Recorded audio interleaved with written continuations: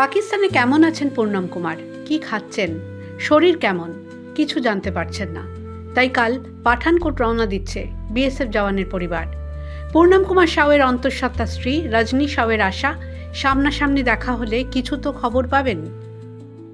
4 দিন হয়ে গেল স্যার, একটা মানুষ মিসিং আছে, কোনো খবর পাচ্ছি না। ওকে কি রকম রেখেছে, খাওয়া দাওয়া দিচ্ছে কিনা কিছুই জানতে পারছি না আমরা। আপনারা কি কালকে যাচ্ছেন? কালকে আমরা বেরোচ্ছি এখান থেকে, হাবড়া থেকে পাঠানকোট যাব, যেখানে ওনার পোস্টিং ছিল। যদিও এখান থেকে কোনো ডিটেলস বার করতে পারি আমরা, সেই জন্য আমাদের আর ঘরে বসতে পারছি না। আমরা কালকে বেরোবো।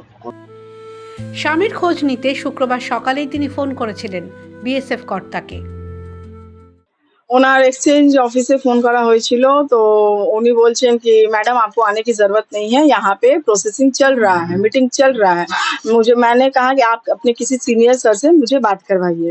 तब उन्होंने कहा था ठीक है, आप 9:30 में सुबह में फोन कीजिए, हम लोग बात कराते हैं। तो मैं तो फोन नहीं की, फिर वहीं से कॉल बैक आया था कि मैडम अगर आप आना चाहती हैं तो आइए, बट हमारे यहाँ प्रोसेसिंग, हमारे यहाँ के देश के जितने भी लोग हैं सब लगे हुए हैं, फिर भी अगर आप आना चाहती हो तो आप आ सकते हो। उन्होंने डिनाई नहीं किया कि आप मत आओ, उन्होंने एक्सेप्ट किया है कि हम लोग अगर आते हैं तो उनको इन्फॉर्म करके जाएं। স্বামীর খোঁজ পেতে প্রয়োজনে দিল্লি যাবেন বলেও জানালেন।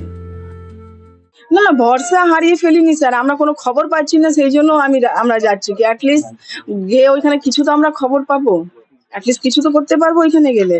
যদি ওইখান থেকে কোনো হেল্প না পাই, আমি দিল্লি যাব। দিল্লি সরকারকে, আমি প্রধানমন্ত্রী নরেন্দ্র মোদীকে আমি রিকোয়েস্ট করবো কি স্যার আপনি কিছু করুন। আমি ওইখান থেকে যদি কোনো হেল্প না পাই, আমি ডাইরেক্ট দিল্লি বেরোবো স্যার। দিল্লি ওইখান থেকে আমি যেখানে প্রধানমন্ত্রী আছেন ওইখানকে আমি গিয়ে রিকোয়েস্ট করবো। গর্ভে বেড়ে ওঠা সন্তানের থেকেও এখন স্বামীর চিন্তাতেই তিনি বেশি কাতর।